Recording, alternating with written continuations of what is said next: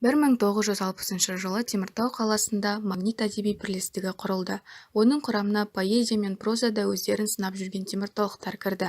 Әр кезеңде бірлестіктің қатысушылары Евгений Аксененко, Дмитрий Оскин, Яков Захаров, Эдуард Широкобородов, Леонид Шупиков, Григорий Григорияди, Любовь Шашкова және басқалары болды. Магнит әдеби бірлестігі 3 ұжымдық жинақ шығарды. Онда Теміртау қаласы, Қазақстан магниткасы, Теміртаудың тағдыры мен сезімдері жырланды. Өткен заман мен қазіргі магниттіктерге арналады.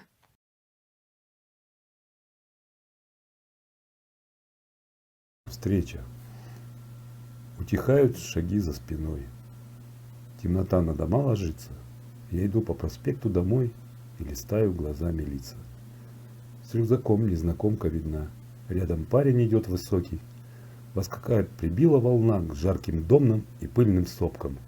Но неважно, где рвали цветы, на земле на какой влюблялись. Я хочу, чтобы ваши мечты где-то рядом со мной сбывались.